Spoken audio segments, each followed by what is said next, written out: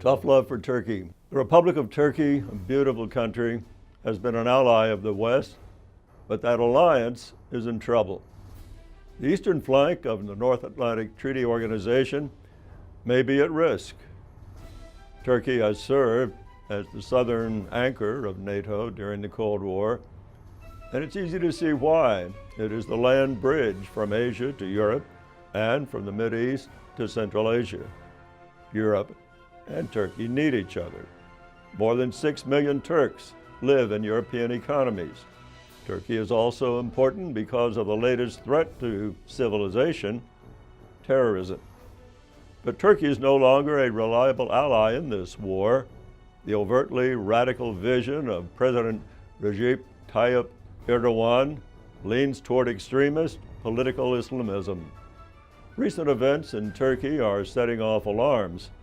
The closing of all independent media, purges of pro-Western officials, and the tolerance of jihadist organizations. Can Turkey still secure NATO's vision to safeguard democracy, individual liberty, and the rule of law? Regrettably, Turkey's rule of law really is in decline.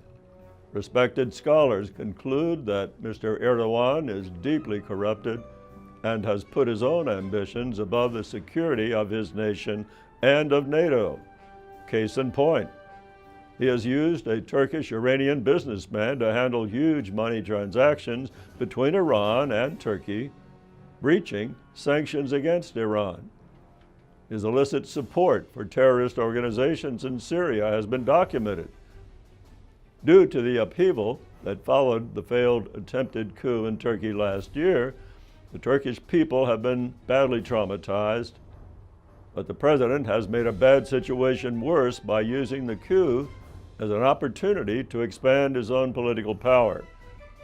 After the coup collapsed, the authorities began arresting many citizens who had nothing to do with it: reporters, military officers, policemen, and teachers. More than 150,000 were arrested, many tortured. The purged officials were replaced by the president's cronies, political opportunists, and by radical political Islamists. Turkey will hold a national referendum on April 16th. It asks the Turkish people to take power from the parliament and give it to the president, who would have almost unlimited power to rule by decree. But would more power to the president mean Turkey would do more to win the war against terrorism? No, it would not. Turkish authorities have tolerated the presence of terrorists on Turkish territory for years, a tragic miscalculation. In 2015, Turkey did not carry out a single pre-planned counterterrorism operation on its soil against the Islamic State. Turkish authorities recently discovered 100 Islamic State safe houses in Istanbul. The Islamic State infiltration is very, very severe. Even worse, thousands of Turkish and foreign Islamic State fighters in Syria and Iraq are expected to return to Turkey this year. President Erdogan has cooperated with the European Union, it's true, to slow down the flood of migration from Turkey to Europe. At least 5 million refugees are sheltering in Turkey, yet he threatens to unleash millions of refugees into Europe.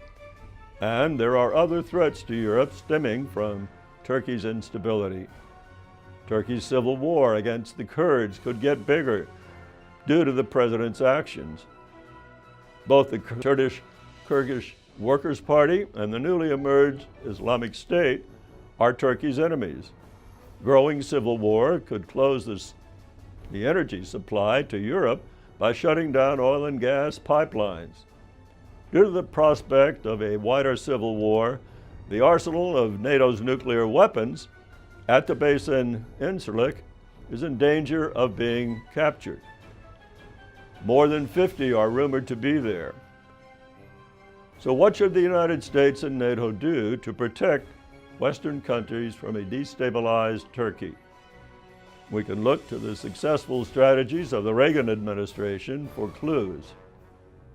President Reagan opted to stand firm against the threat of Soviet expansion, but at the same time, He reached behind the Iron Curtain to speak to people who were oppressed.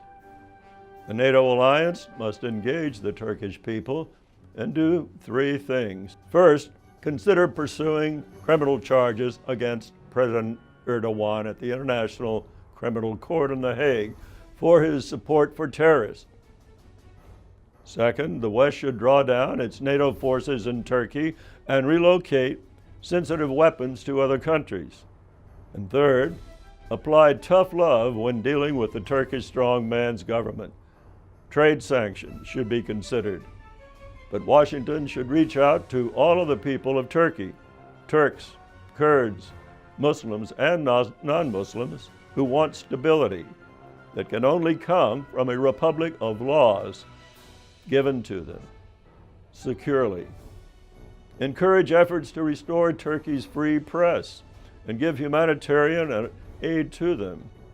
America desires to see Turkey become an economically strong partner, a partner that's at peace both at home and abroad.